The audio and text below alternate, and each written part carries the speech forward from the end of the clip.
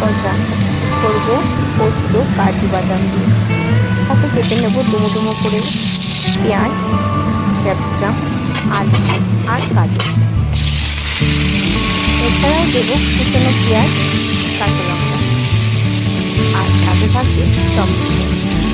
সব কিছু একটু আগে ভেজে নেবো, যেমন মাংসটাও ভেজে নেবো।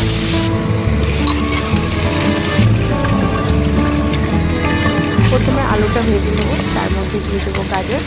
আলু ভাজা হয়ে গেলে এবার দেবো করে ভেজে রাখা পেঁয়াজ আর ক্যাপসিকামটা ভাজা হয়ে গেলে এবার আমি কুচনো পেঁয়াজ, কাঁচা লঙ্কা যেগুলো কেটে রাখা আছে তার আগে আমি মাংসটা ভেজে নেবো। আজকে কিন্তু আমি মাংসটা ভেজে নেব। মাংসটা ভাজা হয়ে গেল কুচনো পেঁয়াজ আর কাঁচা লঙ্কা যেটা ছিল একটা ভেজে দেবো। তার যে ভাজা হয়ে গেলে একে এক পেঁয়াজ, রসুন, রসুনের পেঁয়াজটা একটু গন্ধটা চলে গেলে দিয়ে দেবো পোস্তটা একটু কষানো হয়ে গেলে দিয়ে দেবো টমেটো সসটা কিন্তু খুব সামান্য পরিমাণে। টমেটো সসটা দিয়ে দেখে কালারটা একটু চেঞ্জ হয়ে গেলে একটু নেড়ে নেবো, ভালো করে কষে নেবো।